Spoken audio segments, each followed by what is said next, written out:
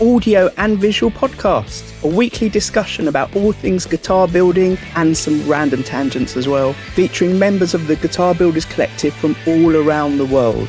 The Guitar Builders Collective is a like-minded group of individuals that have come together to share their experiences, knowledge, and inspiration for guitar building. Each week you can join us in the live YouTube chat or catch up at a later point. It's also available as audio, where you'll miss out on seeing our lovely faces and some of the visuals we share along the way. You can also find the Guitar Builders Collective via our forum, over on Instagram, where we share images of members' builds. We've got a thriving Facebook group, and we do hope that no matter what your experience and knowledge is, you'll become a welcome member of this community too.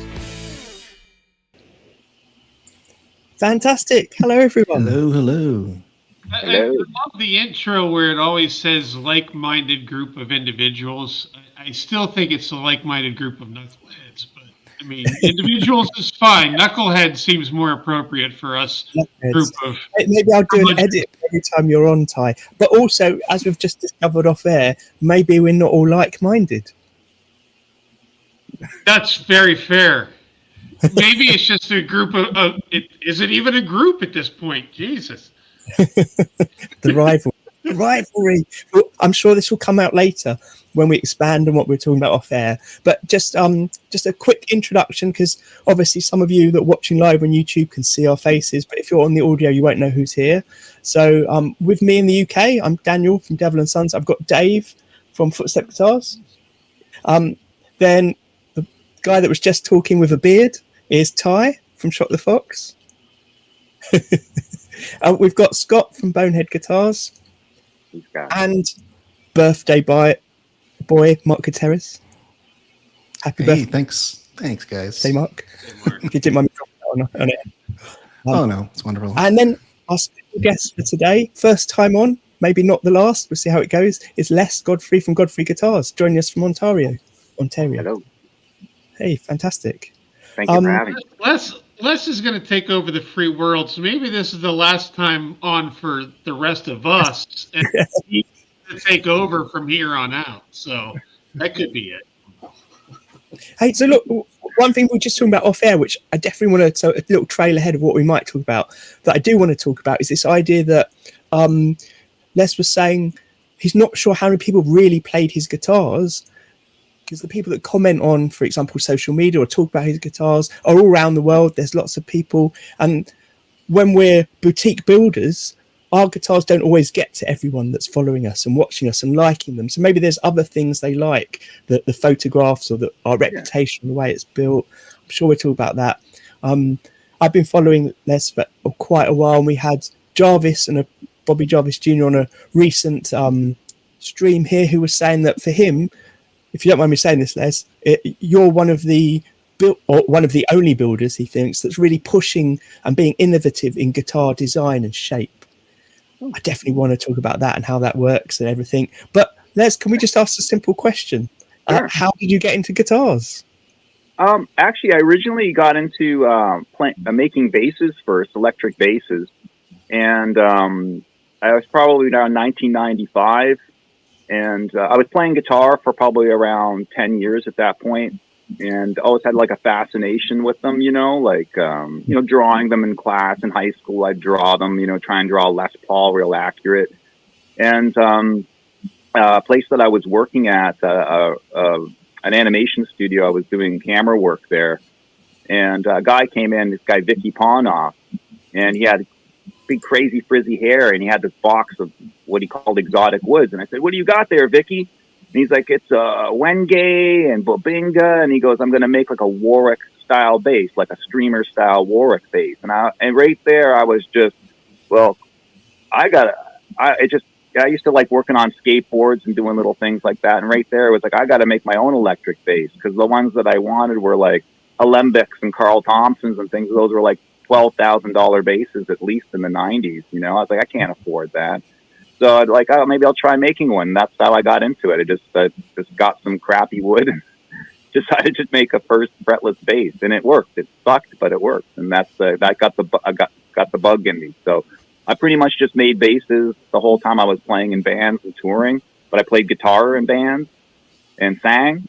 But I was fascinated with Jocko and Stanley Clarke, so I would just focus on basses, and I just kept making basses. And I apprenticed with Carl Thompson eventually for a little while down in New York, and that just I just kept up with it. For some reason, I just keep doing it. I don't know why sometimes, but I keep freaking doing it. You know? Yeah, sometimes it's hard to know why we keep doing some of the things we do, but coming back to that original love and that memory is always great. It's surprising how many people we've had on here who their first build was because they wanted a bass or a guitar that they couldn't afford, and they making it as the way to do it. Yeah, and there was something about a lot of the bass stuff at the time, especially in the 90s. It sort of was a bit of a throwback to the 70s sort of organic thing that was going on. So it wasn't like a lot of high lacquer stuff. It was like a lot of oiled walnut and things like that were kind of, so that's the stuff that kind of turned me on with it. Not so much learning all the woodworking parts of it, but wanting that kind of just nice oiled kind of Scandinavian chair look to the basses, so that's what I was originally kind of into. It's what got me trying to figure out how to do some woodworking things. I've said this before, I'm sorry to bore people with it, but I never really liked that natural wood finish on guitars and basses, because when I was growing up, the ones I see in shops were always quite boring looking. It wasn't until I started seeing boutique builders that were picking really nice woods and things that I started seeing the potential of these beautifully finished wooden instruments where the wood itself was beautiful. But I haven't really got a very strong image of what 70s basses would have looked like. Were they as interesting as those kind of boutique wood choices you've got now? You're talking about the Wenge and things that came into the shop. Yeah, like Alembic was sort of from down in California and stuff. They were one of the first. They worked with like the Grateful Dead and stuff originally, like Ron Wickersham and Rick Turner were pretty much I think the founders of that particular company, both the electronic end of things and also I think Rick Turner more of the woodworking end of things. So I think that they started doing some really nice exotic wood, hippie sandwiches is what they would call them in the early 70s. And when they started going into production with those, I think other people sort of started doing boutique basses as well, like Carl Thompson and several other builders, like Padula basses, as well as towards the later 70s, Fodera and Ken Smith, that are sort of offshoots of Carl Thompson. So they were sort of like very high-end instruments, expensive, exclusive, and but they were sort of the first that started putting the nicer exotic woods in a format where if you oiled the instrument out, it looked pretty refined, almost like a bound, acoustic guitar, But here's a potential question for everyone here then, because I recently just had to buy some wood for something I'm working on, and I realized in the UK there's quite a few suppliers of wood that are aimed specifically at guitar builders. And I just wondered, in your countries like America and Canada, I assume that's the situation now, but has it been like that for many years, that it's easy to get hold of, or have you got to source your wood from non-guitar specific suppliers? Yeah, at least for me, well, we have a few exotic wood places here in Canada, not nearly what the United States has, and so actually some of my American friends joke with me up here. They'll be like, "Man, you guys don't get nearly the wood that we get down here." I'm like, "It's true," but so you end up ordering stuff sometimes from the U.S. Me being in Canada, but there's a few suppliers here like A&M Hardwoods, as well as Exotic Lumber in Burlington, Ontario, that carry pretty awesome stuff. Like you can pretty much find what you're looking for, and so with that, it's but it's not as readily available. Like there's a lot more specific wood suppliers and stuff throughout the U.S. where you can get all the stuff that you need. I must say, yeah, it's pretty easy to find it in the U.S. It is. It's expensive, but oh yeah, and that's the thing, is like what I'm noticing now is it's difficult to find the average stuff. Like you're paying a premium because you're finding only like really high end stuff. Yeah. if that makes sense. Yeah, finding just like straight grain domestic lumber without all the frills and figure and stuff is not is actually becoming harder to find. Yeah. It's like you want to just find a perfectly straight piece of walnut or a straight piece of plain maple. It's you have to kind of go.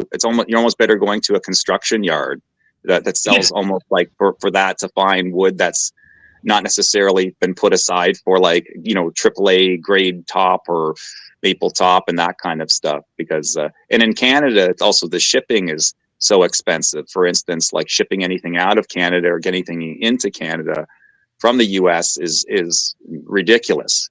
So like even shipping my instruments from Canada anywhere, it's so expensive. So that's one thing with living in Southern Ontario, where there's just that extra cost of just living here, of just how much it's going to cost to get something in, as well as how much it's going to cost to send it back out. And as well as now, as Ty knows, with all the CITES stuff, I mean, for me to ship an instrument now from Canada anywhere, regardless of the price now, I have to do full legal documents. So you're basically looking at paperwork, signing off with the customer. They actually have to legally sign it and send it back to me. And we have to have basically that legal trust back and forth. So they have to trust in me that I'm not making their instrument out of wood that's not shippable or legal. And then they have to sign off on it and know that it's a pretty crazy process to not only build an instrument now, as you guys know, but just the paperwork involved in shipping one is I'm a scientist now. Like I have to do poison charts, learn about it. I've become a scientist. That's so intriguing. I don't think we've ever talked about this on the show before. A few years ago, that was an issue here with rosewood, but then the restrictions got lifted for, at least for use on guitars and instruments. I've never had to fill in anything for anything I've shipped before. Yeah, maybe I'm doing something illegal.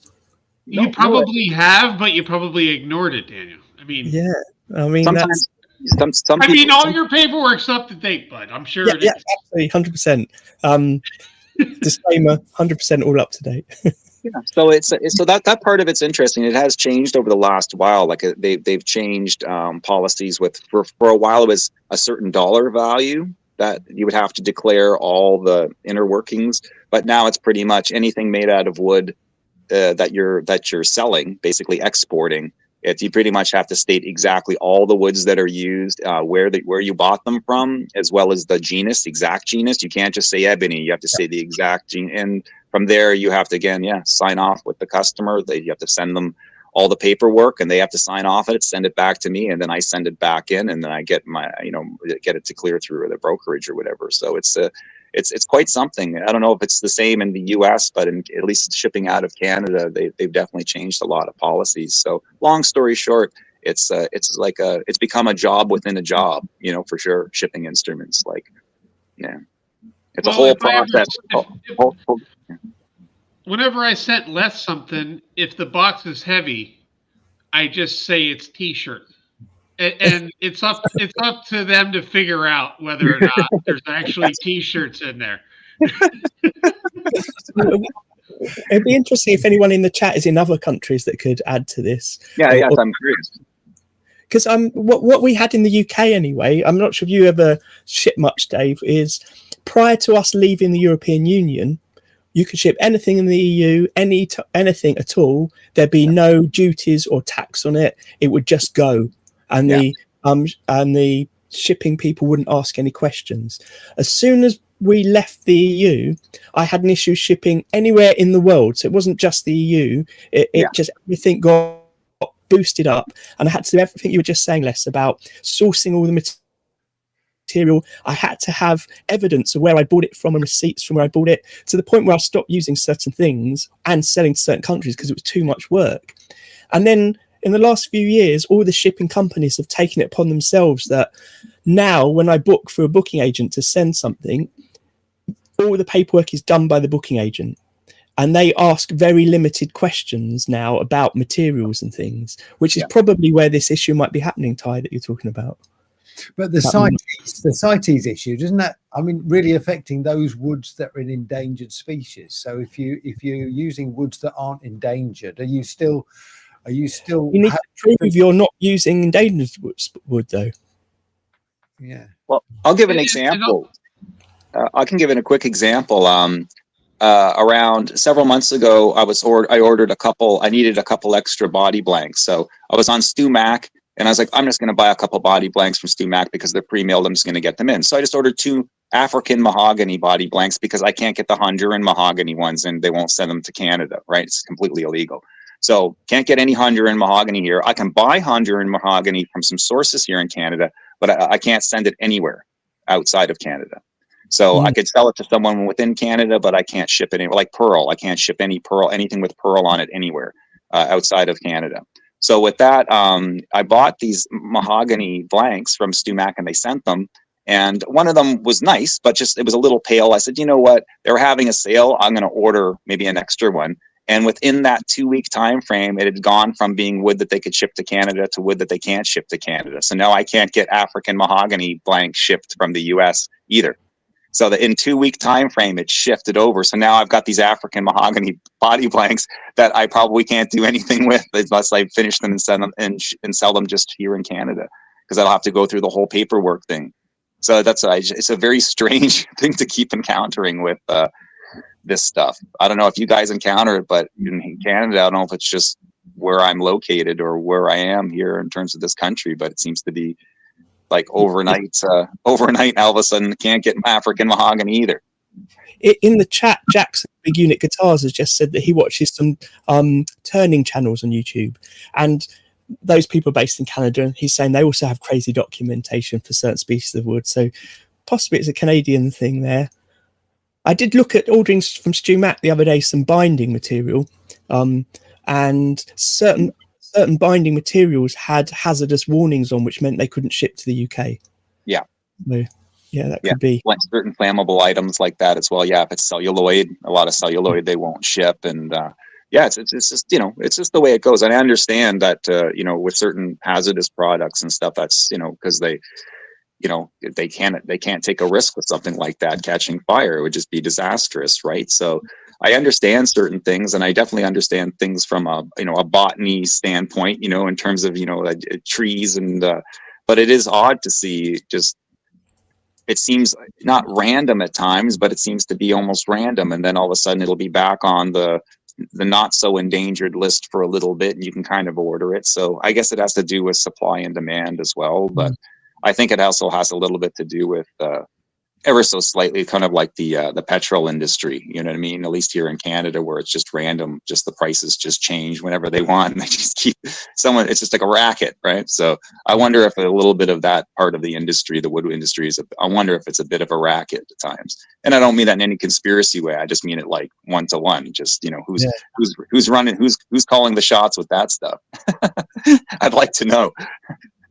Sometimes when we're talking about boutique guitars and how the market out there is so used to factory bought guitars, off the shelf things, and they wonder where the pricing comes in for a boutique guitar. It's interesting that I guess these sort of conversations about the actual wood that we're using, where it's sourced and how it's made and how it's brought to the countries is never part of that discussion necessarily. And that you're just indicating how much time and effort is involved before you even start making a guitar.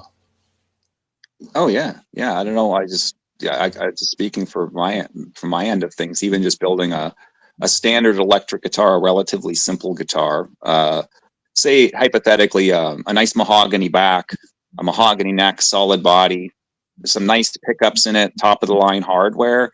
I mean, I cannot build an electric guitar and get all the materials for almost less than $1,000. So it's hard for me to describe when people, like, not to say when people, but certain people just go and make that. I'm like, well, I at least have to cough up $1,000 to make an instrument minimum. And then there's the time put into it. So with that, to think that $3,000 for an instrument might be too much, it's not going to happen. Even if I was running a CNC mill, that has nothing to do with the equation, right? Like that's just helping with the repeatability and helping with certain sort of processes to speed up or expedite certain processes. But that's certainly not going to save the customer any money. In fact, I might charge more.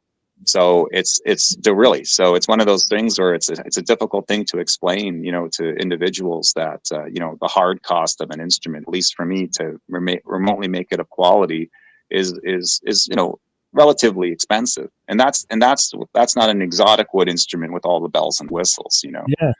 So, and then there's the adhesives. There's, again, as you guys all know, it's keeping your drill bits sharp, realizing that the belts on your edge sander are dull, so they're $80 a pop, and then you need new bandsaw blades. So it's also just the tool upkeep, right? So with every instrument, I don't like using old dull bits. I like to have sharp tools and start each one proper. So yeah, each one's wear and sandpaper and stuff, because a lot of people don't think about all of that. Because I mean, there's expense in tool upkeep. Absolutely. Yes, Scott. I just spent over £150 on different filters for my masks, because I realized I order them every now and then, and I thought I'll just order them in bulk. It will just make it easier. So that was a cost that's going to come up again in a year, but it just keeps coming. And the sandpaper that comes into it. It's everything. I mean, like the rubber gloves, Q-tips for a little, like you start like little sticks and pipettes, and it's you start looking around, and then as you guys know, it's pretty funny when you get down to an instrument. I've had several. I don't know what's been up for the last little while. I'll order so many screws. Like I'll order as many black screws as I think I'll need for a lifetime. And I'll look and I'll be darned, I've used all my black screws and I'm out one black screw. So I'll have to I'll like putting a pick guard in. I'll be like, I'll scour the whole shop. I'll even look for an older guitar that I could even borrow a screw from. I'm like, nope, I have 0 black screws. I have to order a whole bunch of new ones. So it's all those are all the little things that are, I know it sounds crazy, but you're down to screws.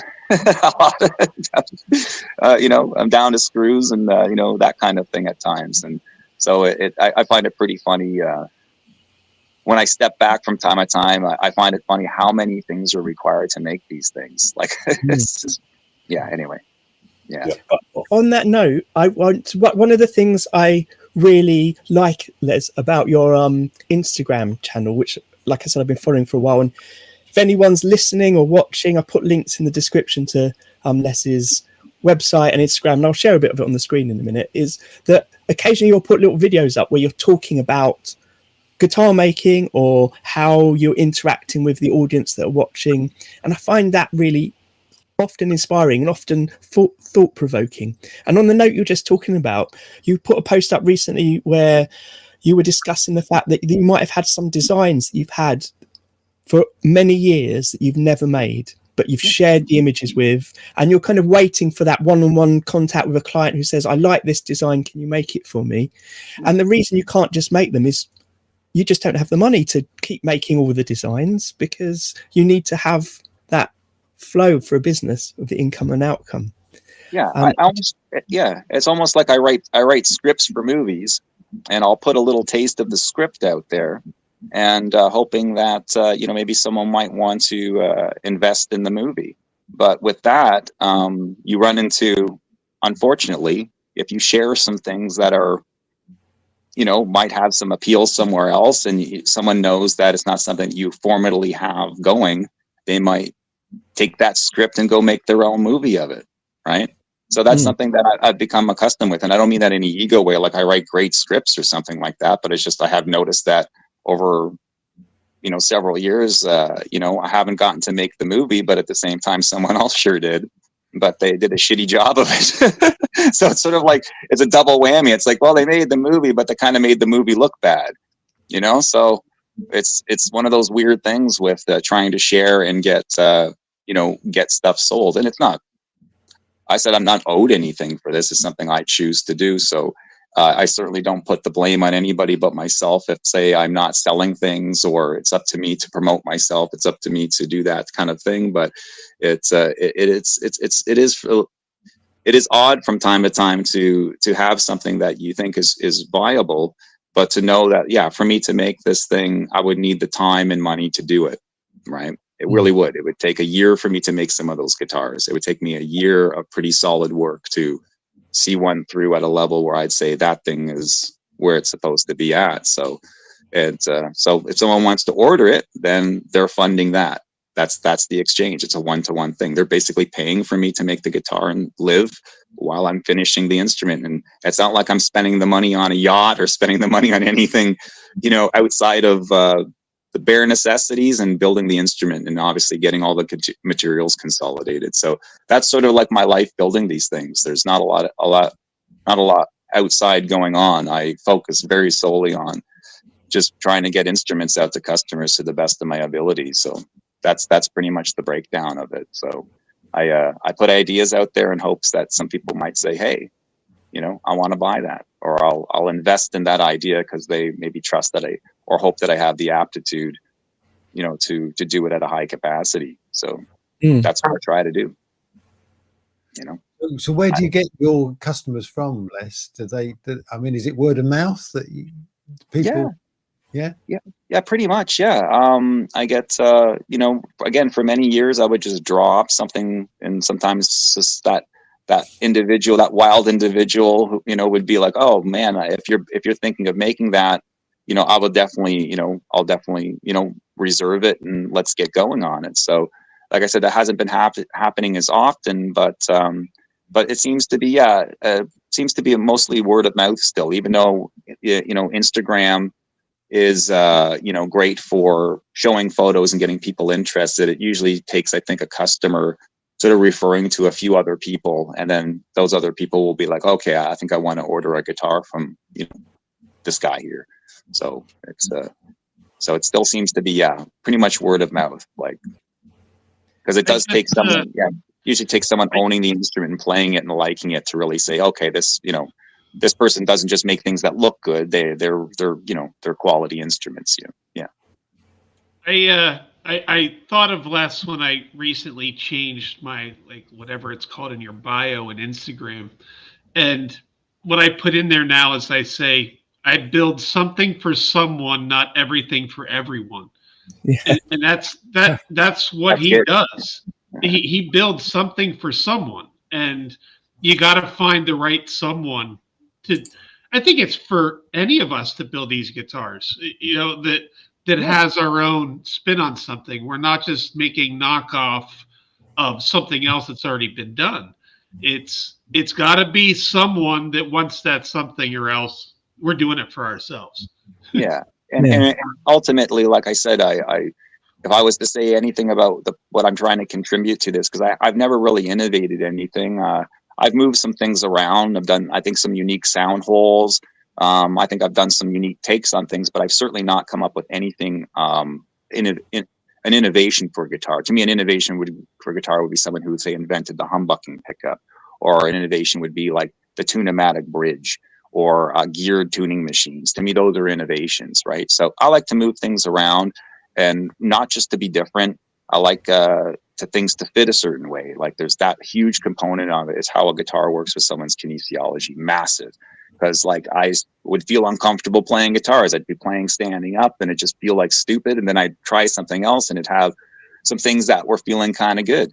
So I just try to make it so no matter what, even with something crazy like that design, it's just a guitar. It has a waist, it has a leg rest. And you could be able to sit with that design and close your eyes and probably not know that you're not playing a Telecaster or something similar, so I like to mess around with those kinds of things and have fun with it. That's sort of the goal. And as well as I like things that from an artistic standpoint, even though it's all fabrication, it's all, we're all in the woodworking part. We know it's like the art is like 5% of it, and the rest of it's all math and just brute woodwork, right? And so with that, it's I like things that look like electric birthday cakes. Like, they almost look like edible. Like, I try to make it so the components on it look edible. And in the end, even some of my crazy straight line guitars, I try to make them almost look like it would be a very interesting looking birthday cake. And on your birthday, what would be better than fucking putting strings on that birthday cake and rocking it? So it's that's the whole concept of it, is just to make it fun. Some people will say, oh, that must be inspired by this artist or this artist. I'm like, not really. It's just having fun with shapes, and that's it. And hoping that it'll interest somebody. You know what I mean? Because they'll get a kick out of it, and then I'm just sharing on the screen for anyone that's just audio. your images from Instagram, and I know you were saying that you're not necessarily thinking you're innovating, but there are certain things that when I first came across your page, I don't know how many years ago that was, there were lots of shapes and things that felt like I hadn't seen before. The combinations, the very linear, angled, layered things like this image I'm sharing now almost looks like one piece on top of another piece. Yeah. And those things to me, even if you're saying they're not innovative, they seemed very different. And what's interesting about it is somehow that's got into the zeitgeist. And you do see other people now making things like that. And it feels like, for me anyway, the first person I saw doing things like that was you. And it has presumably had some influence on other people, which has other influence on other people, and it's other influence, and it pyramids down. So that's a sort of innovation, I think, very much. Oh, well, thank you. Yeah, I like to have fun with it, and it all comes from somewhere, like getting inspired by things like just shapes. But ultimately, it still is what's the word I'm looking for? That it still is. Some people might think I'm trying to bastardize the guitar form. For me, I'm embracing it and trying to have fun with it, and just that's it. Like for me, it's totally a thrill. And sometimes when the little ideas come, like the trilogy there, which is one of my favorites, it's just a lot of fun. It just it just makes me feel good, you know. So that it's a lot of it is also just, you know, what's the thing it's like therapy, you know what I mean? You get up and you think, well, what would turn me on, and what would be a fun thing to do, and then the commitment is seeing it through, which is, you know, I'm sure we all know, it's like shooting yourself in the foot. It's like, oh no, what have I committed myself to? You know what I mean? Am I actually going to make that thing? Really? And then you make it and you get it over with, you know what I mean? And sometimes they're a success. Sometimes they work pretty darn well, and sometimes they don't. So, you know, the ones that turn out really well, I send out, or I see through for a customer, and the ones that don't, they just get hidden in the back, and I don't really think of them anymore. So. So I definitely, yeah. For every 100 ones that I draw, I'm lucky if one of them gets made, or one of them is even remotely good enough to make. So it's just basically like I know I'm not like a huge fan of Stephen King, but I know that he just would just write and try and get a few good things. And that's kind of what I'm like with guitar designs. I'll just draw, and then every once in a while one's like kind of good. Or I think one is nice. That's it. Yeah. So like girl selfies. For every picture you see, 400 were taken. Yeah, and I don't know what it is about the dynamic. We won't get into this on social media, but social media seems to think that I want to see that stuff all the time. And I'm not disrespecting anybody, but it's one of those things where it's just like, I don't know how else to say it, but it's like I'm on here for guitars and music. That's, you know, in meeting like-minded people. That's the only reason why I came on to Instagram. Period. It's you know, yeah, it's from my end, it's to fulfill the nerddom. You know, I'm on here for nerdy things, and I'm on here for people who make stuff. I'm generally only really interested in people who make things. Even sandwiches, even if you make sandwiches, that's awesome. You know, you're making something awesome. I know, cakes and stuff. Yeah, make some cakes. You know, yeah. Whenever I come up with a design, and Les can attest to this, if I ever come up with something that I think is new, the very first thing I do every time is I send the pictures to Les and say, dude, did you do this already? Because if you have, I'm backing off. Like, honestly, anytime I've come up with a crazy design, I always send him the pictures of my sketches to say, dude, just tell me whether or not you've done this one before. Yeah. Am I right? You know, oh yeah, and it's totally fun. I think maybe partially that's because I've you know, a few times I've been up in arms with a few bigger companies, sort of, you know, for lack of a better way of putting it, you know, definitely ripping off one of my designs. And even some of my designs might be a little bit derivative. Yes, I know, of course, we're working with guitars, but there's some ones that I just thought were, you know, a little something. So I think some of my friends and contemporaries in this might think that, like, I'm going to go after them for doing something that might be remotely in the realm of what I'm doing. And it's important that there's a difference between sharing, and there's a difference between being inspired by. There's a difference between having camaraderie and having that, like I feel that we have here, even all of us here on the panel, right? And I don't think that any of us are real captains of industry that want to go rip another individual here off and say, I'm taking it to NAMM, I'm going for the big time. So, and I don't mean to sound arrogant here, but the few bigger companies that have ripped my designs off have actually gotten quite a bit of success with those designs. So I'm like, I wouldn't have minded a little piece of that pie. So that's where I maybe get a little up in arms, but it's not something I focus on, because if I did, I wouldn't get any work done. I'd be a miserable old rocker, and I don't want to be that guy. So I'd rather make friends. I'd rather share. And an important thing with guitars is that if your friends aren't selling guitars, then you're not selling guitars, right? Like if people are having success with it, I think that I'm thrilled when other people are having success.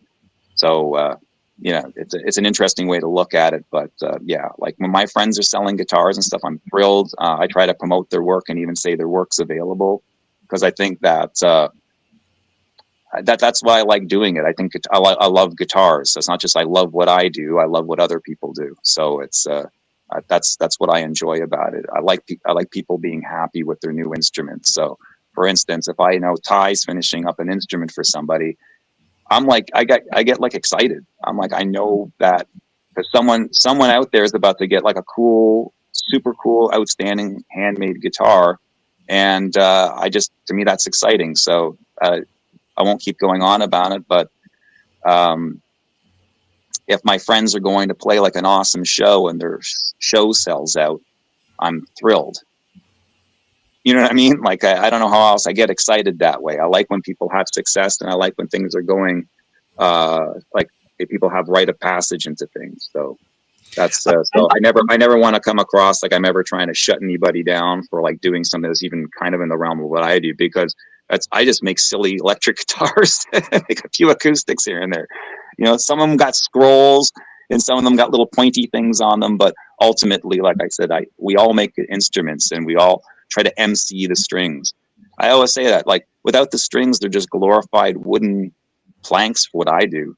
So I try to be like an MC. I'm trying to MC the strings. Say, have you ever had anything like this under you before? Or have you no, really, and also like a bit of a parts MC. It's sort of like those pickups look cool. I think they might look cool on this body shape. So what was that like faucet commercial or like for your sink? It's like they show the faucet and they show how you would design the whole room just around the faucet. I'm like that with guitars. I try and design the whole guitar around strings, the essence of the strings. And also if I've got some parts that I really liked, I try to MC the parts. Like, what do you think of that body on those? So that's it. That's it. But I mean, they're really beautiful guitars there. I mean, the designs, it's art, works of art. There's no doubt about that. Oh, well, thank you. Absolutely. They definitely, it's nice that people like them. I'm always thrilled with that, but there's people out there that hate them. And even within what I kind of will do, even people who follow me, some people will be like, man, I like your Dragon Eddie guitars, but that trilogy thing is the ugliest thing I've ever seen in my life. So it's kind of funny. I like that. I like that. There's people that like it, and I like that there's people that absolutely hate it. The thing is, there's people out there that just absolutely hate it. So on that note, Les, we talked about your like musical background, but I see a design background. I see an artist background. Do you have a background in art or design? Not really. My dad and my brother are both classical animators. And so like growing up, I wasn't around a lot of music, like there's really no musicians, but my dad was always, Frank Frazetta books, Cinefex books, how to make, like the Alien from Alien movies, sexy robot airbrush books, and then strangely, like even when my dad played drums when he was a little younger, a little bit, he'd always just bring home crazy music. He'd be like, I got this new album. It'd be like Al Di Meola, Elegant Gypsy, or it'd be like Miles Davis, something, or an older Jimi Hendrix or something. Or Joe Satriani or something. He'd always just be bringing crazy stuff. So I just around a lot of art and a lot of that, kind of thing, So I never really went to art school or anything like that. I just high school level, and from there I just kept drawing, just sketching. I'm not that good at not that good of an artist that way, but I just like doodle a lot. So it's just like I said, it is almost a form of therapy. It's just sort of just that's it. Just sort of like some light and sound and colors and that kind of thing. So I just gotta just keep up at it. But when I am doing certain things, I have certain tests. Like I think if it doesn't look good on Ace Frehley, I've said it several times from Kiss. If I don't think the design would work on him somewhat, I won't make it. And also there's a few other little catches in there that I have. There's a few little things that it has to pass for me to make it. And other than that, then I won't do it because it usually lands in a realm that doesn't interest me very much. So meaning there's someone else that's totally doing it and doing it at a better capacity than I could ever hope to. So I leave it to the experts. Yeah. Sometimes people say things, Les, that I think I need to write that down, not quite as a mantra, but as a manifesto in my workshop. So when I look at these lists of things people have said, that's what I know I need to follow for my creativity. And so what Ty said before, that he was inspired by you in the way that you're making for some people, not for everyone, that's a good thing. But would Ace Frehley play it? Would it look good on Ace? That's like, that should be my big slogan on my door when I open it in the morning and go into the workshop to check. And it's wild because I'm not like the biggest Kiss fan. I love Kiss, they're great, but I was never like, I think when I was a little kid, I really liked Kiss a lot because of the imagery. And I don't think my older brother and I weren't kind of really allowed to listen to Kiss, even though my parents were completely liberal. We could listen to anything we wanted. For some reason, we weren't really allowed to listen to Kiss. So when I finally got a little older and I could listen to what I wanted to listen to, I think it was like rebelling a little bit. So Ace Frehley was always like that image in my mind of like larger than life. And at the same time, I always thought, like when I saw photos of him with all of his different guitars, like his, Valeno and his Les Pauls, I was like, he had good taste in guitars. He had good guitar taste. So I don't know why that's always stuck with me, but because again, long story short, making basses at first, the switch to making guitars as well was a weird shift. It didn't come from the same place. It came from way more of a graphic design place as opposed to like more of like a Art Nouveau kind of place. Oh, Art Nouveau, that's a good link there. Because I wanted to bring up, because Mark mentioned the link to art, because my background is in art, and I work for many galleries giving tours of artwork, and your work really reminds me of a movement from the 30s called Bauhaus.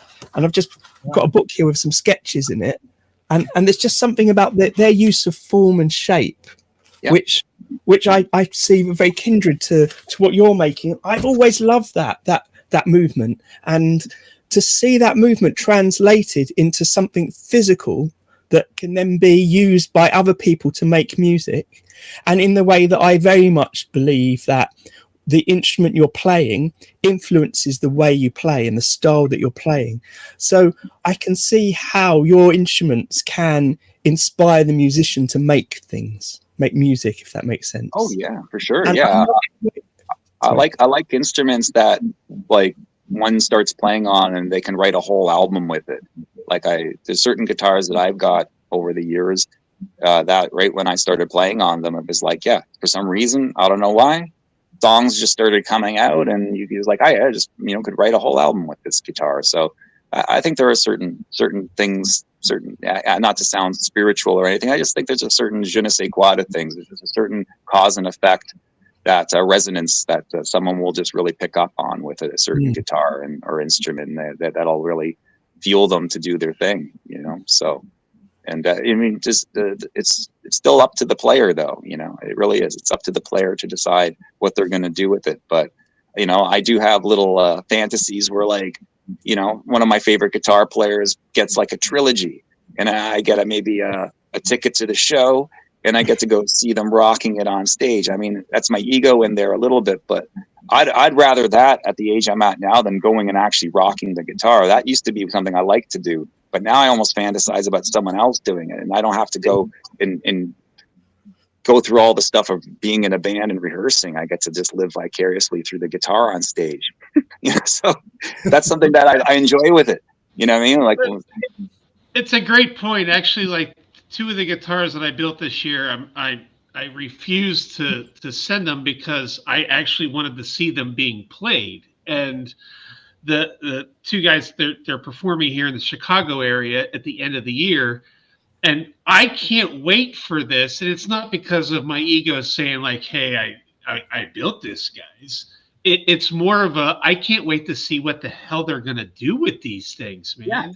Yeah. And to be able to see, like, for me, it's that initial, not just the look on their face, but what their hands do when they grab it. Because we all know, we spend, I tell anyone that buys one of my guitars, I will have spent more time on every square millimeter of that guitar than you ever will. For the rest of the life of that guitar, I will have already spent more time on it. And there's areas that you'll never see that I've spent more time on. But seeing that first reaction when they make that visceral connection with this instrument that you spent all that time with, holy shit. Like, I can't wait for that moment at the end of this year. It's like I'm getting goosebumps just thinking. Yeah. And again, same thing. It's like it's the whole. At the end of the day, it's whether you're rocking or whether you're playing clean or whatever. It's the excitement of playing music, you know. So, like I said, I'm a music lover first. I mean, I understand music, I study music, but I'm a music lover first. And to me, a guitar, regardless if they ever become sort of, you know, ever start getting out of vogue again or whatever, you know, they come in and out. But it's the one of the weirdest humanoid contraptions. Like I don't know what it is about it, but it fascinates me. The wires, the bending, the whole thing with a guitar. I just find it is exactly what it's supposed to be. And all the little nuances and stuff over the years of evolution, I'm sure it'll change. But I don't mind working within that finite space. To me, there's like infinite possibilities within that finite space. I've yet to even come scratch the surface as to what you could probably do with it. So for some reason, that whole thing excites me. And I'm sure it excites all of us on the same level.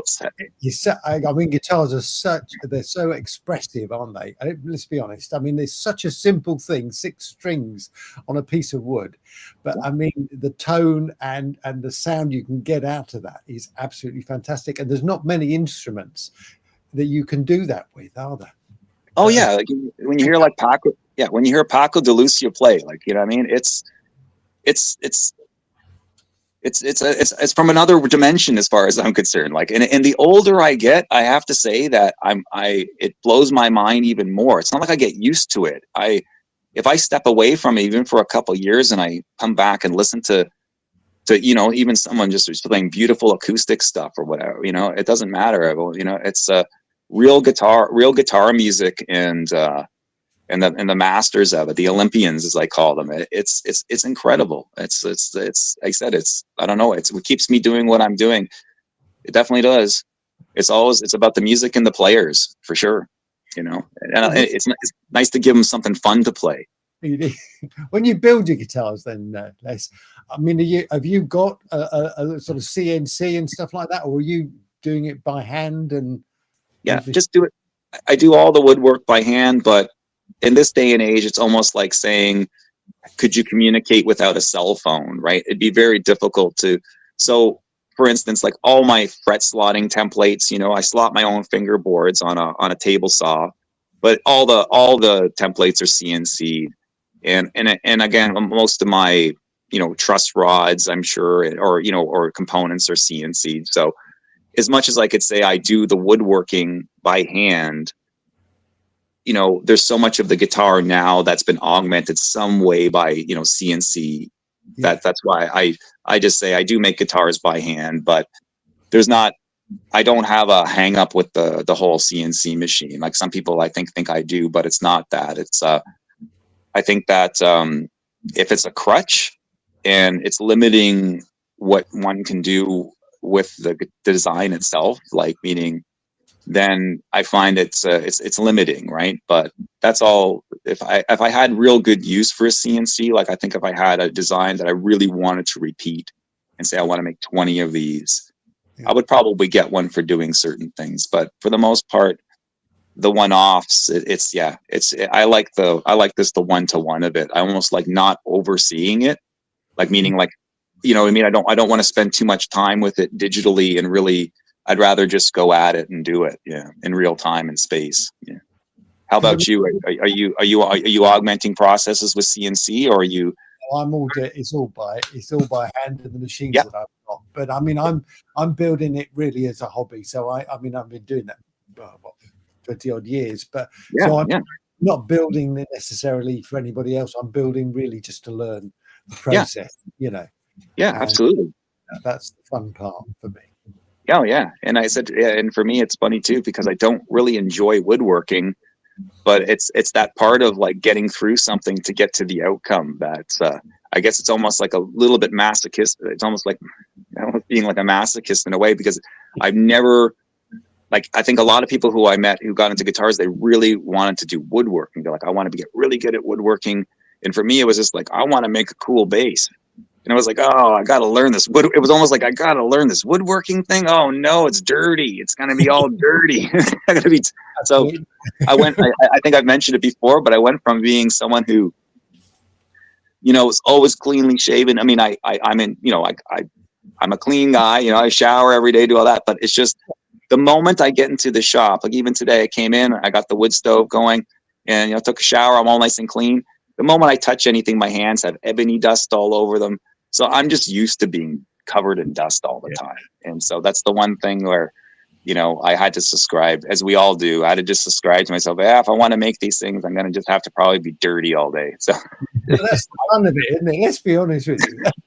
I actually enjoy. I kind of like filthy. Well, see, I act like I complain about it, but the moment it's not around, I'm like, it's you become almost institutionalized in it in a way, and I mean that in a good way. But the moment I'm away from it all, I'm like, I want to, even the smell of lacquer and varnish. Not to sound weird, but like you almost miss it, So like it's something about the smell of the shop. It's this, it's the like the smell of the wood, the smell of the shellac, all that stuff. It's kind of like it was kind of like being collective blood pressure goes down. But it's kind of like being tired at the end of doing some really good work. You feel like you have a reminder that you've accomplished something, and being filthy is kind of the same way. We could try to find a way to turn this whole thing into a fragrance, and we could all go into we could all be making some good supplementary income here, it could be called like luthier or something. It's like deodorants and all kinds of stuff. Smell like a guitar maker, I know someone that makes waxes for guitars. Axe Wax is the company, and he said he could make me waxes to any scent I wanted. Within experimentation of trying to get it right. But I like the idea that he's just going to put on it the wood scent. I'd call it dirty. I'd call it dirty luthier. You got your dirty luthier on, don't you? Oh yeah. I'm honing this idea in. Ty's going to love this. Dirty luthier, the beard wax. Yeah. Oh. No. Oh, Dave. Well, I gotta tell a funny story if I could before I go, because I've been sitting on this. This is so you guys know that I go to that fretboard summit in Chicago every year, and I was lucky enough to go again this year. And I think the only reason I'm even invited to go is because I live in friggin' Chicago. But here I was at this local pub one night this year at the summit, and I'm hanging out with, and this isn't me like being like, oh, look at who I was hanging out with. Here I am hanging out with Michael Baranick of Baranick Guitars, who does amazing stuff. Tom Sands, who you guys in the UK might know, he builds amazing acoustic guitars. I'm hanging out with the actual Frank brothers, which I didn't know that there was two dudes, both with the last name Frank. And here we are at this local, pub, and we all start talking about, we're talking about friggin' guitars, of course, but all of us brought up friggin' Les. This guy. and all of us are sitting there, talking about the one dude that's not even there. Now, what made this story even better, and it was nothing but admiration and like, holy shit, this guy's the friggin' best.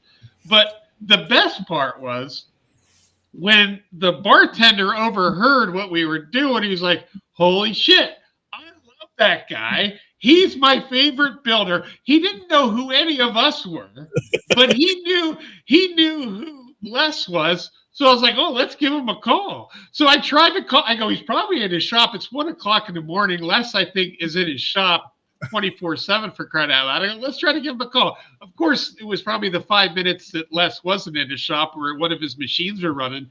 But yeah, we were like, all of us are praising this dude. And then there's this random dude that's serving us cold drinks. Was just praising Les as well. It was so funny. So very cool. You're very well respected, my friend. You really are. Weird, man. Thank you for sharing that. I'm blushing like crazy. I'm just going to add something weird to that. 2 weeks ago, my friends in this band called Brass Camel, they're an amazing band, they're on tour right now, and they were out near Saskatoon.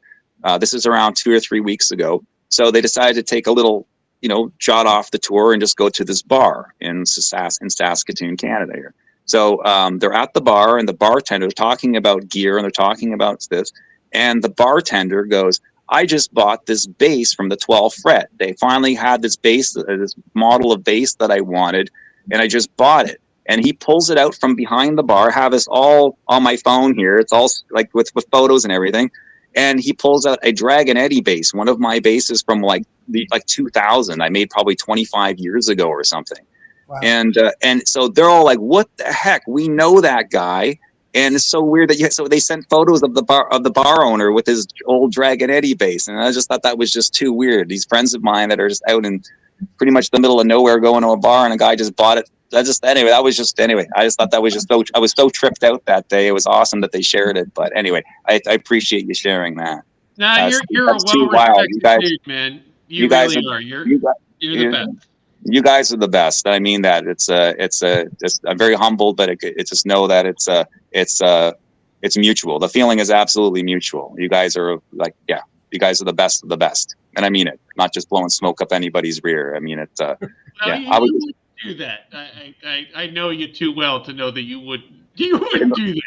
So anyway, last thing about beards, real fast. Okay, so I sprayed this 1K clear the other day, which I've never really sprayed before.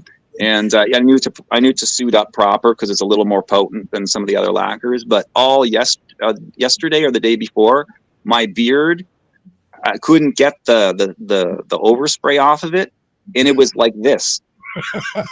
It was solid. It was like I had to crack it. It like pulled. Yeah.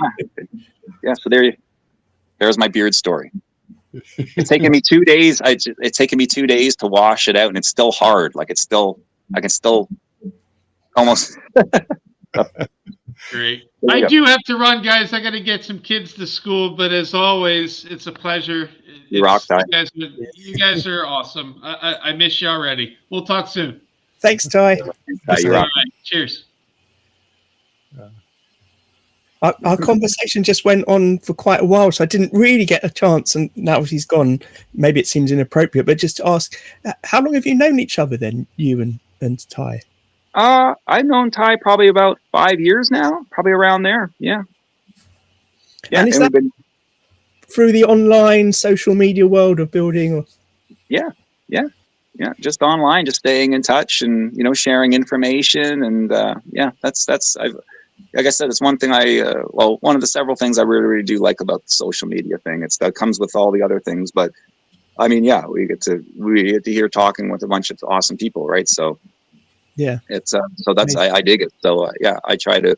That's what I was saying about the community of it. Like it's a great place to make friends. You know what I mean? Some people go like, oh, whatever. I'm like, yeah, no, I like to make friends. Yeah, I don't know how else to put it. I mean, I do my own thing out here. I know we all do our own thing, but I'm here anytime for anybody. Like if anybody's got wants to nerd out or if anybody's going through anything or anything like that, like I try to keep myself relatively open. So, Fantastic. Just in case, because I'm hoping there'll be some people that are tuning in or listening online, wherever they get podcasts from, who haven't necessarily watched us before. They're here because of you, Les. So just in case that is the case, just to let you know that the Guitar Builders Collective just was literally that. It was formed from people chatting on social media and talking in comments and videos and on Instagram and stuff.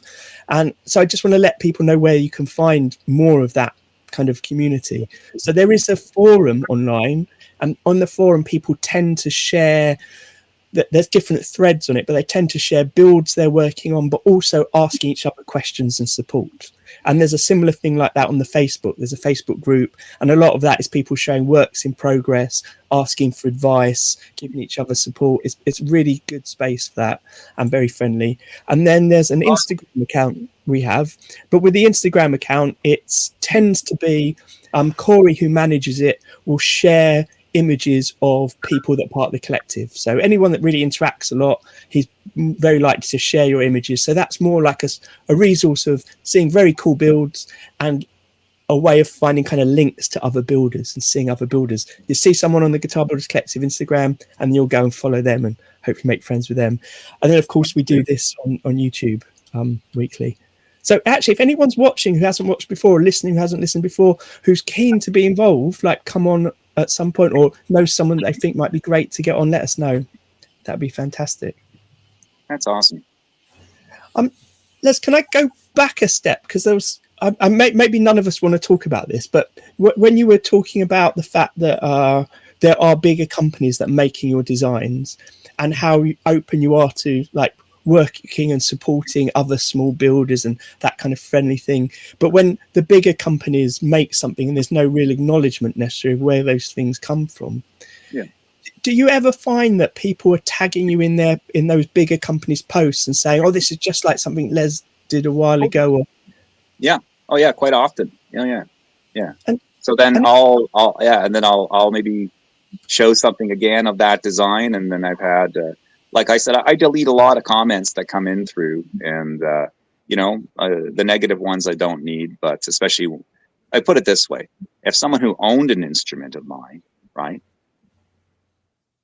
contacted me and said there's something wrong with this instrument, or I'm not happy with this instrument, before anybody else would even remotely know about it, that person would get their money back, and it's never happened in 30 years.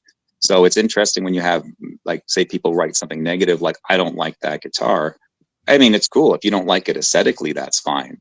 But it's interesting. I can guarantee that very person, if I was in a bar with them and I just went to my car and said, "I've got this cool thing for you," and I gave them that guitar that they thought was ugly, it would blow their mind. I don't mean that it would blow their mind because they think it's the best looking thing, but I can guarantee that they would say, it's a very nicely made instrument. So that's what I'm saying. I only try to focus on the one-to-one, really, is the customer relationship. I mean, I can post stuff, hopefully, that other people will like it and maybe want to order something. But again, I'm here to really MC the relationship between myself and the customers, and show them what I'm up to with my time, and show them, like, this is what I'm currently doing, because all the orders are exquisitely important. Like, I don't look at one as more than I could be building something for a superstar and building something for somebody who's just, maybe, plays in a part-time band, and it makes no difference to me. Like, every instrument is got the exact performance standard set into it. And like, you're only as good as your last gig. So I try to uphold that with the guitar building thing. It's like, if I feel like I'm doing a shitty job or not a good job, I will quit, because it's not that I do it to try to do my best. Like, I put this perspective on it, and it might seem a little obtuse, but if I was somebody who was sending money to this guy to build an instrument, I would hope that what I'm getting is something that the person really cared about. Like, I would think, I hope this person really cares about what they're making. So that's what I just try to put forth. Like, I just try to do my best. That's it. Like, I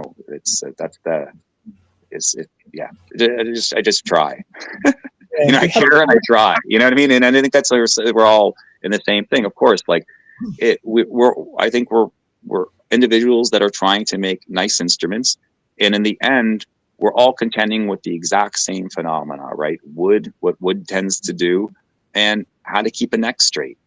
Like, someone can be an amazing woodworker, but to keep a neck straight, we're all in the same boat. We're all, it's the frets in properly. It's like, there's all these cool things you can do with it all, but the fundamentals are crucial, right? And if they get overlooked, it's an aesthetic.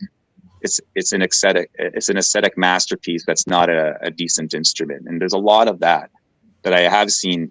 Not to just, I'll never say anybody's name. There's nothing like that. There's no name calling. There's no putting anybody down. But I have seen quite a few high-end instruments, like very expensive boutique instruments, that fall very, very short of being almost set-upable. And that's one thing where I'm like, okay, I've seen some ones that are, again, aesthetic masterpieces where there's nowhere for the bridge to go.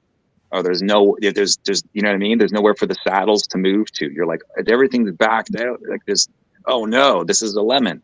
So that's the thing I try to avoid with the guitars is I try to spend a lot of time with the geometry. The side view geometry is huge. The front view geometry is not too difficult to get right, but the side view is everything. The elevation is everything. Yeah. I do find it interesting. And you said so many things there which we can focus on, but I'm just going to focus on the social media element, which is, I do find it interesting that for you, it seems like the social media is I like the way you described it as emceeing. It's the way to put out those ideas and help progress them in some way by meeting people. And then there is that element that of all those people following you, let's have a look, because you've got quite a lot of followers, I think, on Instagram. Of all those people following you, there's only going to be a handful, those people that work in the bars, who have actually physically had a chance to play on your instruments. So you're going to get that conversation where a lot of it is, oh, I don't like the look of that. But there's never that acknowledgement of, I don't like the look of that, but I do like the way it's made or how it's been built or the process. That's often the problem with social media, isn't it? It's just the headline comment. Yeah, including myself, I know very few musicians who don't buy with their eyes. There's a few guitar players that I've met over the years that don't care about their gear at all. And they'll just go into a guitar store and they'll play like 15 to 20 guitars and just pick the one they like. And it'll be something that that might just be like, I'm not saying anything, it might just be like a Yamaha Pacifica guitar, or it might just be a weird, like a relatively inexpensive Tele, even though they have the budget to buy. They'll truly just go. And those cats are always, I'm just going to say it, they're always the cats that can play the best. No, really. It's always, I'll just be like, yeah, that guy's playing like Lenny Bro. They're playing, they can play anything. And they're at a point where the vanity of it, which I'm like a rocker and stuff. I like Ace Frehley and stuff like that. So a little vanity in rock and roll to me is okay. But when it comes down to core guitar playing, someone who's comping, playing music on guitar, unaccompanied, for instance, that can do that on guitar, I find the guys that are the musicians that do that, usually they might be pretty gear specific, but ultimately they seem to really gravitate towards the thing that really just works for them. They'll just keep trying things until they just find that one thing that, this one sounds good and I like the way it feels, and I don't care what name's on it. I don't care who made it. And those are always the dangerous players. They're the most dangerous musicians. But such an interesting take. I always say though, I feel like the look of something has an impact on how you play. So I understand why for some people this is the look I need for this gig I'm going to be doing, or for to go on stage. But when it comes to actually playing, you're right, I don't really know anyone that does that. If the only people I know that would go to a guitar shop is because they're after a new Fender Strat and they're going to try out a few Fender Strats, or they're going to go with a category they're looking for, not that open-mindedness. Yeah. And again, it's the same thing as we know that, like, for instance, if there was like a live recording of Ed Bickert, say hypothetically, and say his favorite Telecaster was missing, right? And say there happened to be a guy like me in the audience that had BC Rich Warlock in a case. And I'm like, Mr. Bickert, sorry, no one's got any jazz guitars here tonight, but I have this BC Rich Warlock. He would just put it on the neck pickup and no one would know, right? No one would. Why would anybody know he's playing a BC Rich Warlock? So this is as I'm saying, we buy guitars with our eyes. Maybe they have higher output pickups, but my point is, Chet Atkins could be playing on a BC Rich Warlock, and if the cameras weren't on, no one would know he's playing on a BC Rich Warlock. So that's the thing that I think is funny about electric guitars is sometimes people will ask me, well, how does that sound? And I'm like, I don't know how to tell you this. It sounds like an electric guitar. This one, it's a little chimier. This one's got the, but this one's, so it's funny to trying to describe what guitars do. It's like, well, what amp do you have? What's are you like? Yeah. So it is interesting with that. Because again, same thing. A lot of the guitars, we'll even bring up Stevie Ray Vaughan, for instance. I mean, he'd sound like Stevie Ray Vaughan on anything. And all the guitars that he played on were just parts guitars. They were just guitars thrown together from older guitars that were probably neglected. So then we say, what is it that we're trying to get with our tone, or what is it we're trying to mimic? It's like, well, quite often there's so many counterparts to it that to be able to isolate it would be very difficult. But if one was to really say, well, what's the main counterpart? I'm like, the player. It really is. I'm like, you could put them on a Martin guitar, you could put them on a Les Paul, you could put them on a Strat, and yeah, we're familiar with the Strat sound, but he's still going to sound like Stevie Ray Vaughan on a Martin acoustic or anything else. So that's what I'm saying about the potency of a player versus what an instrument might do for them. So that's what I'm saying. If the instrument all of a sudden evokes that thing within them and makes them want to rise to the occasion or gives them that extra thing, then that's what I'm into with it. So again, we'll say one last thing about that. Sure, the guitar has to do what a guitar does, but I'll be honest about what I do. Like, I am still coming at it a little bit from the showbiz side, because I like things that look pretty wild on stage, like something that someone can see from the back of the room and go, almost, what the heck is that thing? So there's that element of it with the stuff that I like to do. But ultimately, it has to me, at least, function as a guitar. Like, it has to sit with it, stand with it, and it's like, oh yeah, it's doing what it's supposed to do. So I try not to stray too far away from that with the designs. I think any guitar player, be they a professional that's well known and touring the world, making money out of playing, or someone that's just playing at home, you've got a connection with your guitars, and there's always a story or something that links you and each guitar, and how you came across it and how you play it, that makes it either special in some way, or a guitar that you like. I'm sure some of us have had some guitars that we don't like, and there's reasons for it. And some of the times those reasons are how it plays, and sometimes they're how it looks. But the thing that makes a connection to it is always different, I think. Well, the beauty of it is playing music, right? Like, ultimately, like I said, whether it's someone who's playing touring around and famous, playing a lot of shows, or someone who's likes to play in the room and just have a good time playing guitar, to me, both are exquisitely valid. Like, both are of equal importance, and that's why I think we do it. There's no particular demographic in mind. It's just that trying to make instruments for people who want a cool instrument, whether it's a crazy electric guitar, an acoustic guitar, whatever it is, a stringed instrument that's going to allow them to do what they want to do and inspire them to do that. That's the big part. So it's if it's not doing that, then I think probably you know what I mean? Like, one thing that I find interesting is talking to people that make guitars and our attitude towards it, and people that play guitar. So we had mentioned before Bobby Jarvis Jr. on a few weeks ago, and he definitely, I remember him saying that when he's playing his jazz band, there's certain guitars that are better for that for him. And when he plays other music, certain guitars are better. So there might be something about the instrument that physically makes it different. One thing I've seen him doing at the moment, which I'm really intrigued by, is he's building a parts caster guitar where he's putting options out to his followers saying, should I do this or that to it? Should I put this or that in? And he seems sometimes very amused by the choices people are making, but he's going along with it. So he's going to have at the end this guitar where even before he plays it, there's that connection of the story behind how it was built and the interactions had with it. The people that helping him build it, that's going to add something to it, that's going to make it special before it's even a played instrument, which I really enjoy.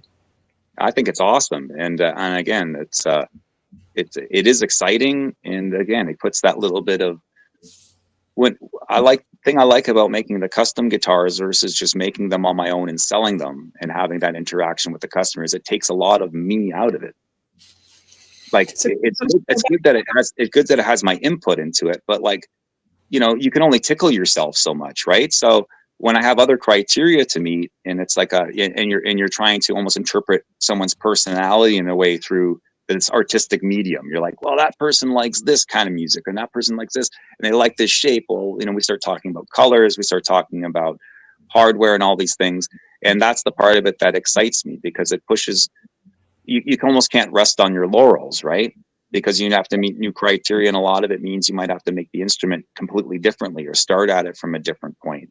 So that's the thing I really like about the interactions with having a design sort of in relative infancy, having someone, again, feel that, okay, this cat's got the aptitude to make it, and then going with it. That's the part of it that's been very exciting for me for quite a few years. So I'm going to try to just keep that going for as long as I can, even in my own way. But I love the interactions with customers. Like even this bass that I'm doing right now, this 6-string bass, fretless. I have my own ideas for it, but the customer, Ben, who's an exceptional player and a really awesome guy, I mean, meeting his criteria for me has been a challenge, but I'm up for the challenge, right? So I've learned, I'm always learning. So this one has been a learning experience. Like I'm like, okay. And I have, you know, even my beard was telling me, oh yeah, it's a learning experience. So what sort of criteria has he got that's become challenging? What's he saying to you that he needs or wants from it? Even just interesting things like, okay, we wanted to go with these glow dots, you know, glow surface dots. And then so it's getting the material, the powder in, figuring out what matrix I should mix it in, trying different ratios, because some wouldn't glow so well, some wouldn't dry so well. So, okay, what kind of binder do I got to use to make this glow material work, be solid, and be super vibrant? So then we get into, okay, but we want dots on the side, but because the way he plays, he kind of almost needs to see them a little bit from the back view of the neck. So I had to figure out how to way to stagger them so I can wrap them around the neck somewhat. Yeah. And then you get into the finishing stage, because you want the neck to be black now, but it's like, how am I going to sticker these oblong dots? There's like 39 of them. There's like 69 of them in total on the. So I'm like, well, how am I going to do that? So then you have to go, okay, well, maybe I don't have to paint the neck. Maybe I can ebonize the walnut and stain it green and come up with a nice. So it's just these little things that you get into along the way that you realize, oh, I thought of that, but I didn't really think of that. And it sometimes really falls outside of my strong suits. You're like, yeah, I'm really not that good at lacquering that way. Like, you know what I mean? Oh God, how am I going to place all these little tiny stickers on dots and get it so the black lacquer is not taking up around them. So when I peel the stickers, they look like craters. So I was just like, how am I? So these little tiny things that come with these one-off customs that, even if it doesn't seem like a big thing for me, it's like monumental. I'm like, how the heck am I going to do this now? You know, yeah. So I like even those little challenges outside of like the bigger ones, like, you know, doing all the major woodworking components. It's often little details like that come into play where I'm like, oh no, I've snookered myself. Like, what am I going to do? So you have to come up with a creative solution, and it has to look like it's deliberate. It can't look like, you know, so that's what I was talking with him about that the other day. He goes, I really like what you did with the neck. And I said, you know, to be honest with you, Ben, I did that because I really had no way to paint it black after the fact, to be honest. Well, some of those limitations often lead to interesting creativity and interesting endpoints that you wouldn't expect. So yeah, well, again, I could bring this to like a world, one of the best lacquer guys out there, you know what I mean? And they would just do it. They would show me how you do it, but I'm like, so that's what I mean. I work within my limitations, and I try to expand. That's what I mean. So doing the custom work and the one-offs pushes me into realms where I wouldn't go on my own. Like it just, like I know that I would talk myself out of it. Like I said, I'd go back to, well, I just oil instruments. That's what I do. But now I'm doing full lacquer jobs and all kinds of things now, and I'm getting quite a bit better at it. So it's so that's been a whole learning thing in itself, still learning, but how to spray out instruments and not make them look like crap. So, because we've only got really about 10 minutes left, there's a few questions that come up in the chat that I want to ask, some of which are kind of maybe a bit tongue-in-cheek, but Eddie from Electric Lady Guitars is wondering, how do clients get cases for your guitars? I typically provide a case. If it's an instrument that doesn't fit in a standard case, like I always provide a case with my instruments. But if it's outside of a standard case size, I'll customize a case for it. So I'll get like a Pelican rifle case, or something like that, and die cut all the foam and make sure that it has a a proper fitted case. Yeah. So Rifle cases are like the best kept secret. Like you can take a rifle case and you can customize it however you like. Yeah. Oh yeah. And again, when you're shipping internationally, you just feel so much better being in there, like than a standard, like plywood case, right? So I try to get customers to almost sign up for that, even though it's a little more expensive. But if anybody has an instrument of mine, say currently, where maybe they bought it on consignment or something, or maybe doesn't have a case anymore, I always just say, get in touch with me. I'll make it happen. Yeah. Interesting. So, someone that lives in the UK, tell me about rifle cases. Are they particular materials, or what's special about them? Is it just the size? Yeah, they have. They come in various sizes, and typically you can find different depths as well. But a lot of the companies will send them with the dense foam in the inside uncut. So you can basically just put your base on top of it, your guitar, trace it out, and almost just cut the shape of it out, and without some little things here and there, like a neck cradle and stuff. But yeah, you can pretty much get a case done up in a couple of hours. That's like exceptional. Yeah, and they also come in different widths, so you can actually put more than one rifle in there too. So you get all these customizable widths, and you can just put your guitar in there however you like. It's really a cool feature, and plus the materials are like usually sort of like almost a military grade material. So you have these huge, gorgeous latches on them. So yeah, rifle cases are definitely an option if you need a customizable case. Yeah, and sometimes they even have the little rubber seal and everything, so they're like airtight. You can make the case relatively airtight. So for longer travel, or if you're worried about it going somewhere where it's relatively humid, you're worrying about it'll keep the instrument dry. And so yeah, and again, you get the double. I sometimes get there's a couple companies I get from Pelican's one. Cabela is another one. They have their own version, and they have like the double rifle. It's called a double rifle, and they have one called double long rifle. So if you have like a guitar, you can get the double rifle, and if you have a bass, you can get the double long rifle, and it'll get you. You can get a pretty long bass. And don't forget, you can do, if you have a headless guitar, which are much smaller, you can actually get a smaller case to fit your smaller guitars. Yeah, and they're amazing. Yeah, the little it's almost like tackle, like tackle size or whatever. You can get one. Yeah, they're awesome. So yeah, they're a little, and they're not that expensive overall. What you save in the instrument being safe and also having the customizable shape for it. It's really not that much of an extra investment for the customer to have that. Yeah, to have that someone in the UK, and they're definitely more expensive than the guitar case I would buy, but they look way cooler, and they're not significantly more expensive. And so, because some of my guitars don't fit in normal cases, I always have to buy like the extra wide extreme cases, and they're not always ideal. I used to make my own cases; it was a pain in the ass. But yeah, this question, which I thought was just a funny tongue-in-cheek one, has opened up a whole new world to me. So thank you for that. Brilliant. So are they made of plastic, sort of ABS plastic, toughened plastic? Is that basically it? Yeah, like an injection molded, basically two halves that just come together. It's really quite durable.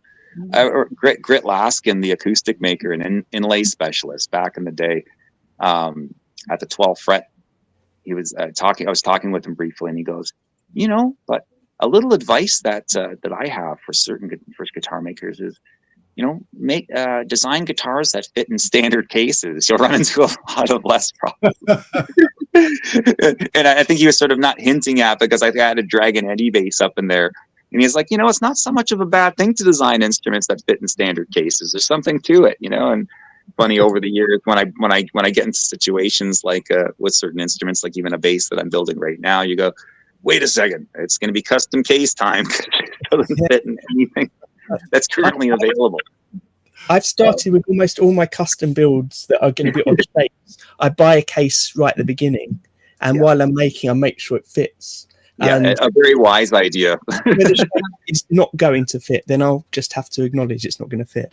But because I make ones with bent necks, and I make them now, the angle of the bend on the neck. By bend, I mean if you imagine a strap, but it's angled. So instead of going from the headstock to the bridge in the body, it's a bit of an angle. So I can't explain it, never mind. But I've started making sure the angle now isn't too big, so I can fit it in a wide case. Because otherwise, it was adding too much to the cost of the guitars for the amount I could possibly sell them for. Oh yeah, Anyway, yeah. It's yeah, exact same thing. It's amazing how much room a guitar takes up from the side view geometry. You know, especially if it's like a thinner guitar like an SG or a Firebird. You know, Gibson Firebird, and then you have the thinner body, but you have that neck running at around a 3 to 4 degree angle to the body, and then you have that 17 degree or 14 degree headstock pitch. And then once you put those banjo tuners on the back, all of a sudden you realize that Firebird case has to be around that deep at the headstock end, but the body's only that thin. So it's so there's strange things that have to happen with cases quite often to accommodate what I call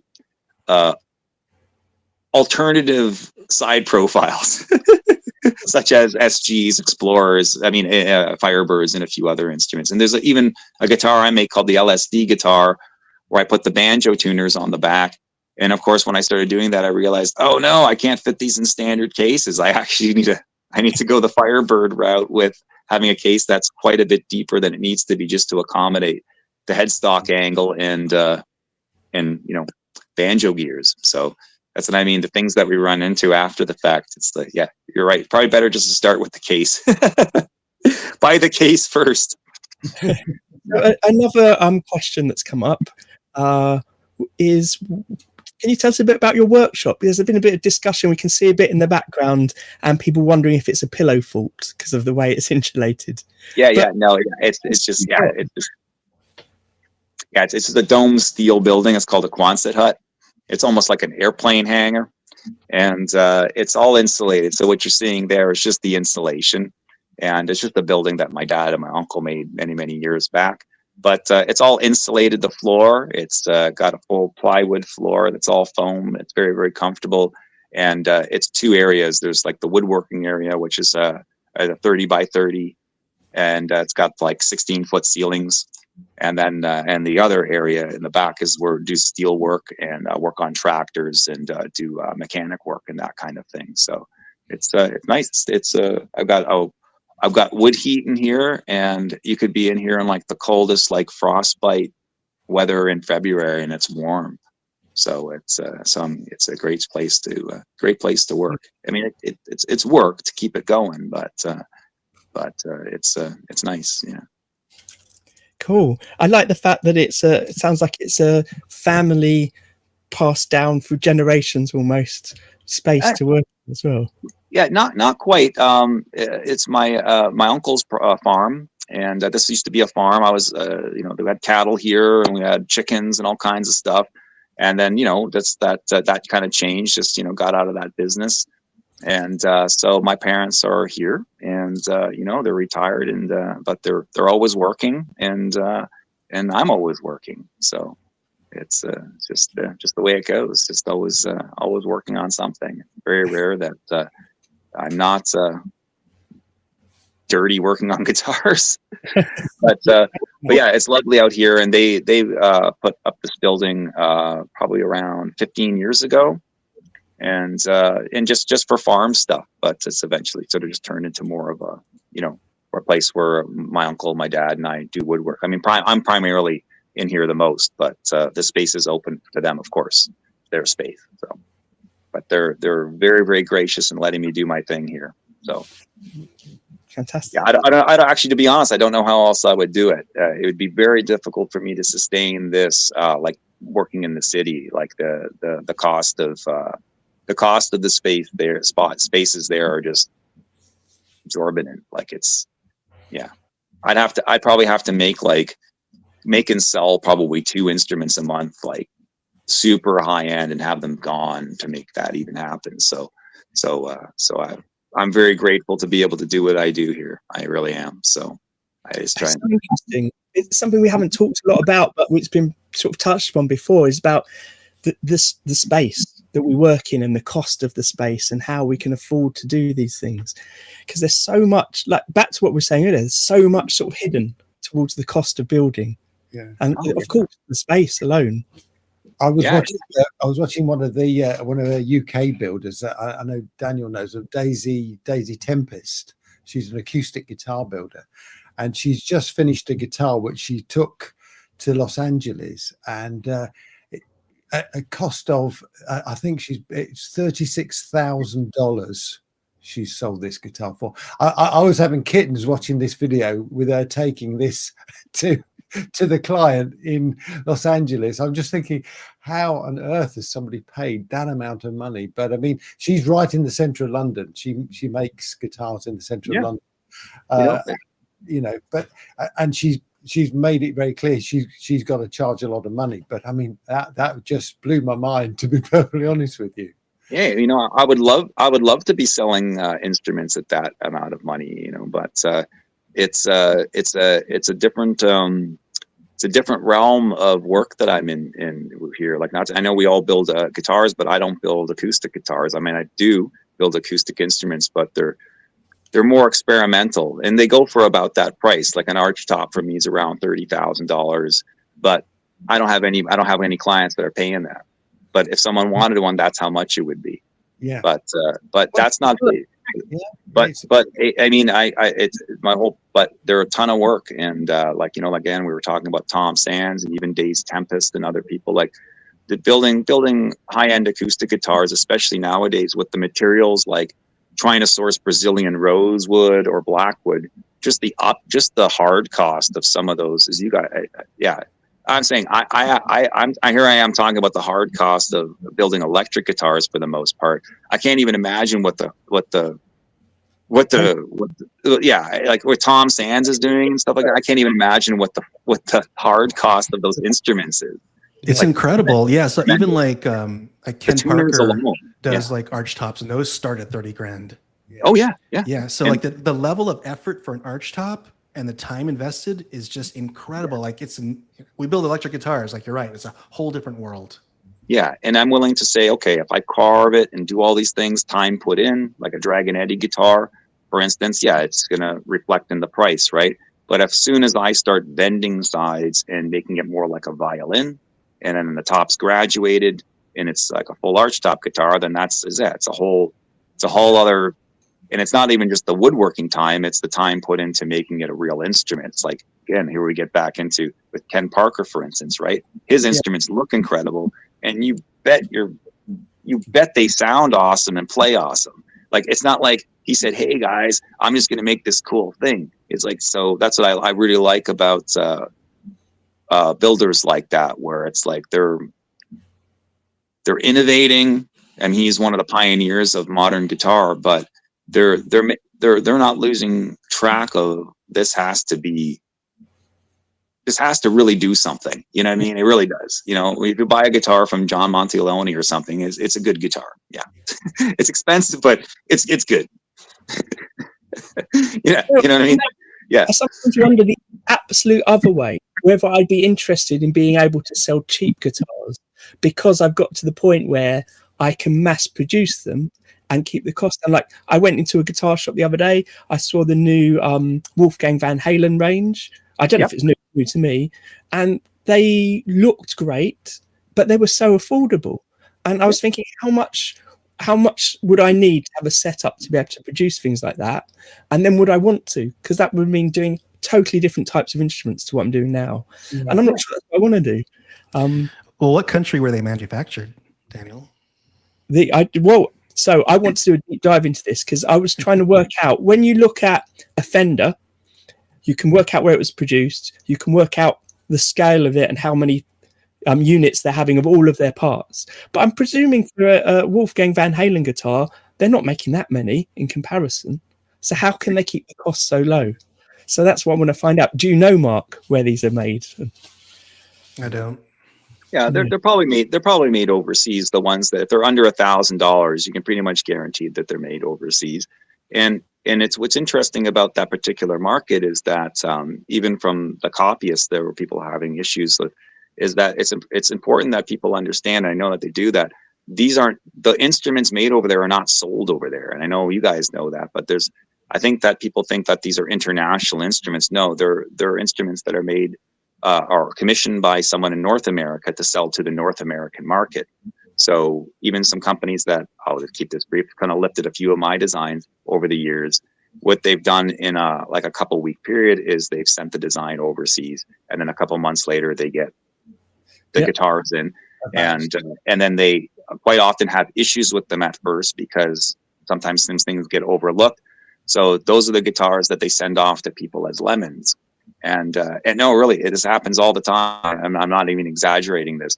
So they end up trying to get the first run of guitars sold off so they can get the next batch that's corrected. So quite typically, the first run of guitars has problems. So it's a very strange thing with the guitar market that way. I've always found it kind of odd. Not that someone says, well, for me to start my business, I need other people to do it so I can sell it for a lesser price over in this part of the world. But it's the fact that it's so specific usually to ripping off another company to make it possible. So for instance, all the copy Gibsons and stuff that come over here, they're only for the North American market. So that means so what I'm trying to say is someone over here is ripping Gibson off and getting the guitars made. So that's so it's strange that way. But yeah, they're pretty inexpensive. It's I went venture once. I went the international venture once. It did not go very well. Business partner that I went into anyway, it didn't go so great. But I was left with something like 40 guitars at the that I could not get shipped, and in the end, it wasn't. They were very inexpensive. It was incredible. I was blown away with how inexpensive it is to get a guitar made overseas. I was actually shocked. So I was. So I did get several of them in, and I sold them. I let the customers know where they came from. They got them for a very, very, very nowhere close to a handmade guitar price, and they turned out very well. But I would prefer to do it on my own, and I prefer to just not have to, because there's a couple of builders I follow who, in fact, I really want to get one of them on here, who have done that exact thing. They've had them built abroad, cut abroad, sent to them, but then they've done all the fretwork and all the finishing themselves so that it's got some sort of quality control that they're in charge of on it, which I found quite an interesting way around it. I would say to anybody who has like a real performance standard that they really want to get with each of their instruments, then I would say probably, that anybody's looking for advice, but probably just stick to what you're doing, because no one's going to do it your way. It won't happen that way. So if you're willing to compromise and you're willing to say, here's what I can get that will serve this particular market well, it'll keep money coming in and also put a pretty decent instrument out there. Absolutely. Like I've got quite a few contemporaries and friends that are doing quite well with that. But they're responsible to the instruments. Like for instance, if they're getting ones in, they're going exactly what you said. They're going over all the finish work. They're basically disassembling the instrument and reassembling it. So if someone's willing to go through that process, that's and make a little money off of it, that's totally cool. But for myself, I really want to, as much as possible, still just focus on just making what I make. And I think if that expires, if that doesn't last, or if it does, great. But I think I would probably let other people do that particular thing. Even though I've gotten quite a few interest, people asking me if I'm going to put production versions of my guitars out, or I'm like, I just can't do it. It's just not my thing. But all the power to anybody else who's doing it, because it's good if there's production guitars out there. Yeah, there has to be affordable instruments out there. Yeah, like good ones too. Yeah, I totally agree. There's a few new people in our live stream chat, and one of them, Dan Anthony, just asked that question, I guess related to factory produced guitars, which is, what's the best country beside the USA that makes good guitars? I mean, I don't know if we all have our knowledge to know how well factories are made abroad, but we had past guests on, someone who works for Jackson, who's been talking about the different factories they work with, and one of the things that's come up in the chat is that for most factories, doesn't matter where they are, you get what you pay for. So if your company are paying that factory a certain amount, they're only going to put that amount of work in it. But at the same factory, you could pay them more, and those guitars would be a higher standard because they put more time and effort into it. Absolutely, yeah. And again, same thing. Even with working with a company, internationally, there, like the level of engineering for building instruments was just incredible. Like their fret machine for putting just the frets into it was a work of art. Like I was like that. I wish I had that fret machine. I do. I got to be honest. If I had that fret machine, I'd be like, woo! So amazing stuff, especially for the consistency of an instrument over a run of instruments. And that's the thing that It's very hard to do as a hand maker. Sure, you can get things very close. You can work with templates. You can get things pretty spot on. But if you're doing 100 of something, having a fret machine, having all these things to do it relatively, it means you're probably going to get quite a few good guitars out of 100 guitars. So if someone's willing to pay for that process, for instance, even someone who, say, wants to go get instruments made in Japan, right? You go to some of the better Japanese manufacturers, they're considerably more expensive, but the quality is next level. Like, it is outstanding. In fact, I think someone would be hard pressed to even come close to the build standards. And it's the same thing with almost like the Frank Brothers and Collings guitars, right?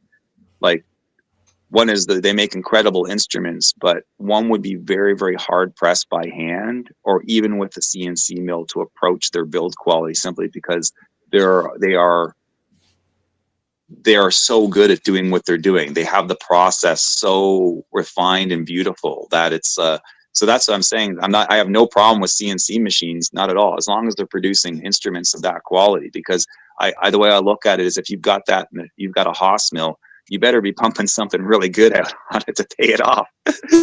So that's what I'm saying. So someone could say, well, Collings is a production instrument or Frank Brothers is production. I'm like, kind of, but the attention to detail on every individual instrument is outstanding, and you won't find better.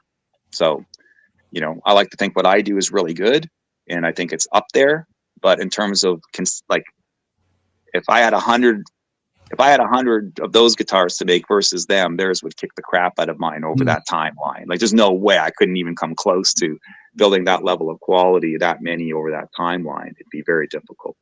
So that's what I'm saying about people who really know how to make guitars and people who really care about what they do. It really shows. So same thing with someone who's, say, going to put out a production guitar, maybe get it made overseas. The difference is how responsible they are to the instruments, right? So if they get something in and it's a little bit substandard, but they know they can make it to their performance standard, then they'll do it. And then now the customer is getting a real instrument at a good value, right? So that's, no matter what, if you're an instrument maker, I think the main thing is to focus on what goes out the door isn't something is the real deal. Like, don't send out lemons. Yeah. The huge thing with this industry, don't send lemon guitars out. So I mentioned earlier that I need some phrases of yours to put on my wall to inspire me. I've got, as I walk into my workshop, I've got "Would Ace play it?" And as I leave, I've got "Don't send out lemons." So, and I'm not saying, and what I'm saying is, and if I have sent out lemons, I was unaware of it, but just I haven't gotten any returns. And I've done about 480 instruments over the years sold. I've made more than that, but in terms of sold instruments to customers, and you have to, that's the one thing that I can say without any sort of ego and stuff like that. No. That's the difference between just staying responsible to the instruments and giving a crap versus not. And outside of experience or skill, I'm not even talking about that. If someone wants to get into this, the main thing is to understand that you're making something. If you're making it out of wood, it's going to move. Things are going to change. The realm of chaos will say that there's some instruments that might go south a little bit, right? So that's something that I think if one fortifies themselves with being responsible to the instrument as they're making it, but also after the fact, then you'll have probably a pretty good rapport with customers. And getting back to one of the original questions about word of mouth is, regardless of how good the stuff looks, regardless of how many followers you have, people talk. And if you make crappy instruments, people will find out very quickly. So that's the one thing that I'm fortunate, I'm grateful for, is that you can have naysayers on your page. You can have people saying, "Oh, that's crap, this and that." But at the end, it's important. The rapport that you have with your customers is the thing. Like, your customers are happy and you've made good instruments for them. That's the focus, right? So, and Ace Frehley is the focus.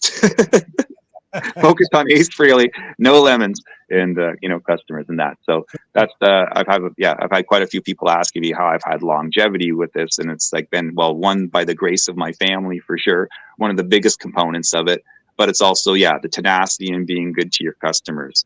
So it doesn't go well in this business to go AWOL on your customers. If they message you, you message back. You know what I mean? If you leave them hanging for 2 weeks, it's not good. So I've been really just I've always tried to focus on that, and you know, I think that's about that's what's at least paying the bills for now. You know, well, hopefully for the future too. So Les, thank you so much for being here today. And thank you to everyone that's been in live chat. Sorry if the last few questions that have come through, we haven't really got time to address all that. But yeah, if you are watching or if you're listening on the audio, I've got links to Les's Instagram and website, so you can find it there. There's also a link to all our past episodes. This is episode 67 on YouTube, and I think we've now got 18 up on audios wherever you are. There's also links to Scott, Dave, Mark, and myself. Just want to do a quick thank you out to everyone that is a member that's helped support the channel and support the cost of all the streaming.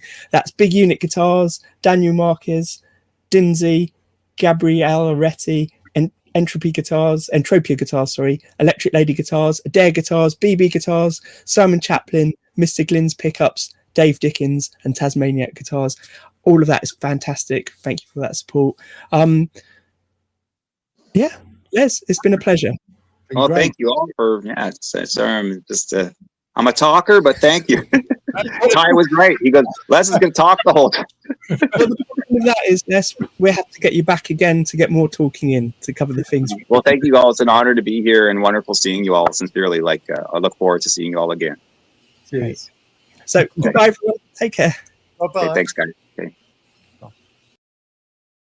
The Guitar Builders Collective is a group of like-minded people from all around the world at different stages of their guitar building journey. You can join us over on our forum to seek advice or share tips on guitar building processes, materials and tools, or just to share your builds. On YouTube, we have a regular podcast of guitar building chat where you can join the live stream or watch back on past episodes. Our Instagram page shares posts of members' builds and links you direct to their accounts. And for those of you on Facebook, we've got a private group that you can join, share and chat along with. The Guitar Builders Collective is a welcome and open space for all, so do pop by and say hi.